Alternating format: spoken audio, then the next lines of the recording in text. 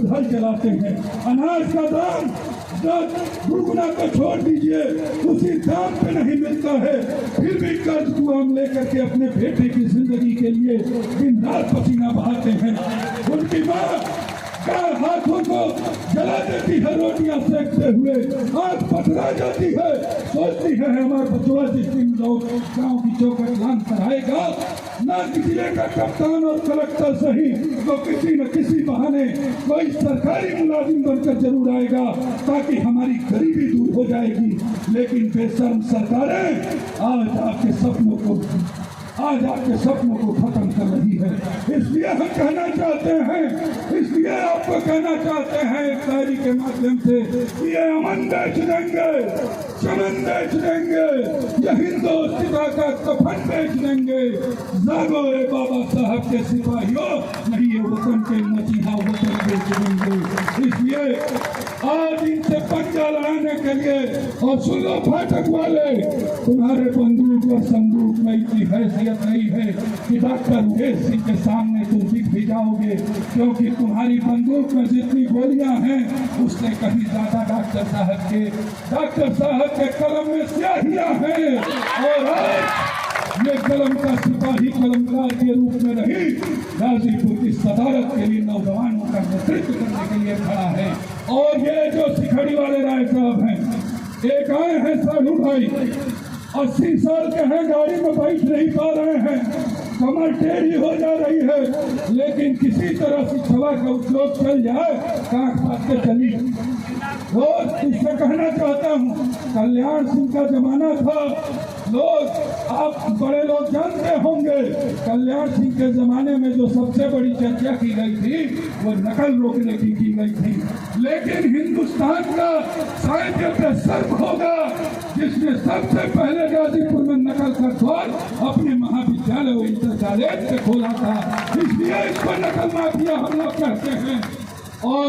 ज्ञानशील एकता, चरित्र का बल, तमाम तरह के नारे, तमाम तरह के वादे, और चरित्र तुम्हारा इतना दोहरा,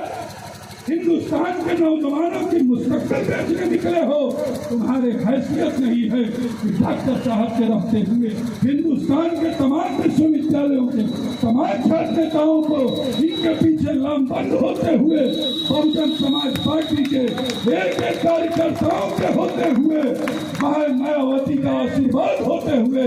तुम्हारी हैसियत नहीं है। और कानून का डंका अगर पूछना होगा तो 2007 की बहन जी की सरकार याद कर लेना, तमाम परीक्षाएं हुई,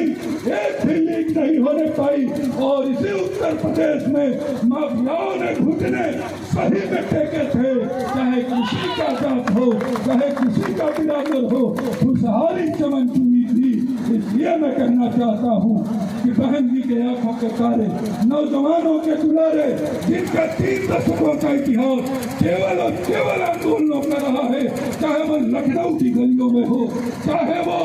दिल्ली की सड़कों पे हो, चाहे वो माउलंगर हॉल हो, चाहे बोट क्लब हो, जिनकी आवाज है और जिनके प्रस्तावों से गूंजता हुआ इस देश का संकट देखा है, इस देश की सरकारें देखी हैं। अरे चंद माफियाओं, चाहे वो तुम नकल हो या असल हो,